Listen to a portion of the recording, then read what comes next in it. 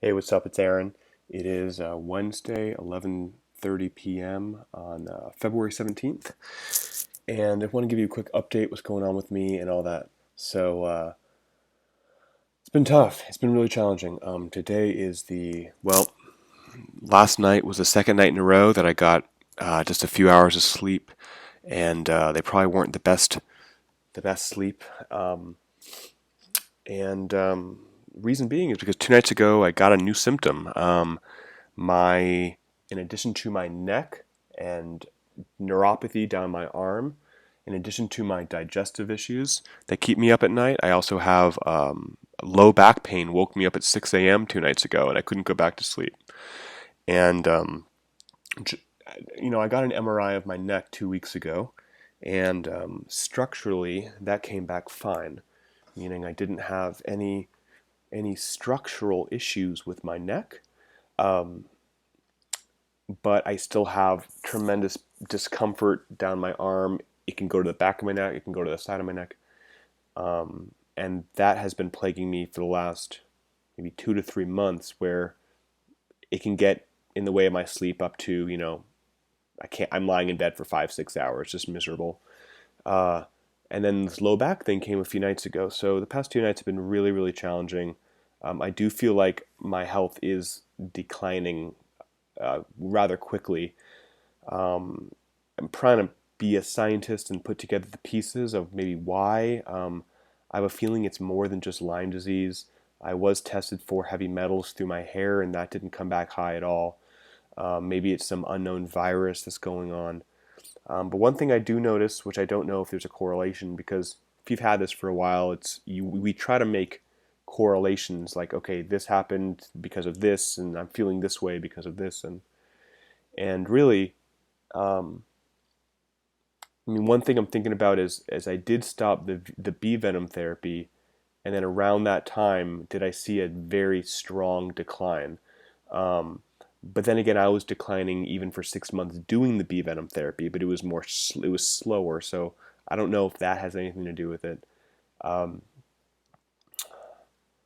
yeah, it's tough. So when I don't sleep for a few nights because of pain, where I'm just literally lying in bed and I'm in a delirious state where my body and my brain are asleep, but it's like someone is grabbing me or someone is poking me, or there's just like broad pain that is not making it go away.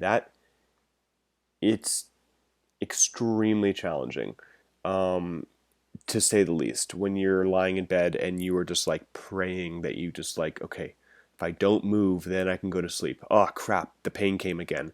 It just comes and goes. Right now, I am taking 300 milligrams of Neurontin. No, no, no. Yeah, Gabapentin, for supposed nerve issues. I'm also on. Let me grab this right here. I am on 4 milligrams of Tizanidine, or Xanaflex, at night.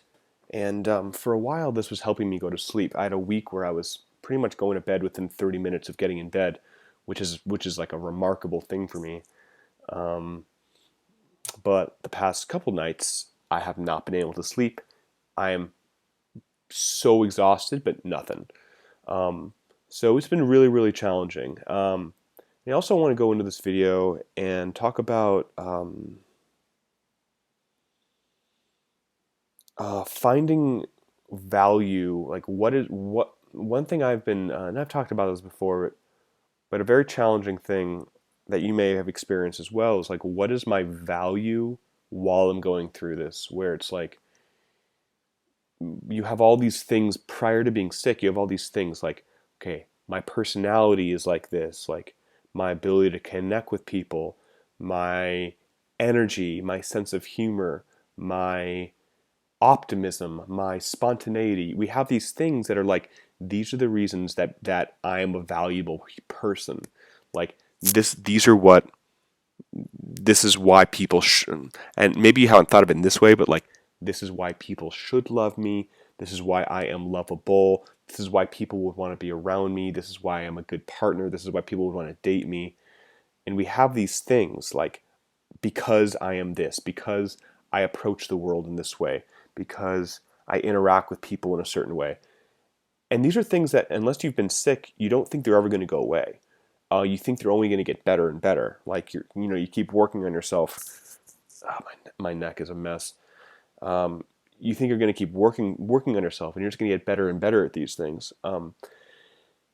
And when you get sick, especially if you've been sick for a couple years and your health kind of slowly erodes, these traits and qualities of your personality, so to speak, begin to fall to the wayside as well, where no longer are you, as spontaneous. No longer is your sense of humor the same. You don't have the energy. You can't make plans with people. You don't know if you can do anything the next day. Your ability to make money is decreased. Your sense of purpose is waning. You're like, why am I even here on this planet? You go through these phases, or I've been, constantly asked these questions of myself. And the challenge is, and and some days it's easier, some days it's very difficult. So, or some, maybe for 5 hours I am a mess, and then and then I kind of realize, oh yeah. And especially if you haven't slept for a long time, or if you're feeling a really decrease, where like you're flaring with your symptoms, or you're just feeling like shittier and shittier, you get to this point where it's like, fuck. If I'm not any of those things, if all I can do is lie on the couch, barely talk, and I'm in a bad mood, and I'm just negative, and I don't see the light, and I question why I'm here on this planet, and I feel no sense of purpose, and I can't make any money, and I'm draining my friends and my parents or my loved ones' bank accounts with my treatments, and I'm not getting any better, and I feel hopeless, etc., etc., then what? Then where is my value? Then why am I important? Why am I valuable? And I use the word valuable because we, yeah, because with those things previously, with those personality traits, that was how I found myself valuable. That was my self-identity. That was what made me feel desirable to other people, to the world, etc. I mean, you get the idea. So these are things that I've been, and I know intellectually, I know exactly what the answers are, but in my body, especially times like this, when I haven't slept, when I'm fearful I won't sleep again, when I feel like I'm just going to be a zombie tomorrow and be incapacitated, it's like when your mind goes down these paths, in my body, it's very easy to forget, and it's very easy to feel like, wow, all those concerns are true, and they're all coming to fruition, and well, shit, like and your mind can completely spiral downwards into like a really dark negative hole. And you can, and if you're anything like me, I mean, you can get really dark pretty quickly. And and this may be you too, prior to being sick, I had a self-worth and self-belief and trust in the universe and just trust in myself that could not be shaken. That was literally unshakable. And when you have Lyme disease, or when you have some chronic illness, most likely it could literally be affecting your neurotransmitters and your serotonin and your ability to think rationally and your reasoning abilities, and all those can have an effect too. I mean, people don't realize, like, this is more than just a physical illness. This is this can literally affect your brain chemistry. So that makes it just infinitely harder to remember in your body the truth of, you know, the truth of that. Eventually you're gonna get better. Eventually we're all gonna get this shit under control, and we're gonna manage it. And there's gonna be a time when we're gonna look back and we're gonna be like, wow, I got through that really hard time, and goodness gracious, I'm really glad I'm not there anymore. Eventually that's gonna happen, and I'm saying that right now with the intellectual knowledge, but in my cells right now, with how I'm feeling right now, just incredibly exhausted and dealing with moment to moment confusion and fear and frustration and unknown and fear I won't be sleeping and fear I'll just lie there again at night and just pray to God that I can just fall asleep and that my pain will go away. Pray that I'll wake up feeling a little bit better and etc. Like, it's really hard to believe those things. And again, intellectually, we may know this. We may know that, okay, yeah, of course, like this is not going to kill us. Um, we will manage this and we will be fine. But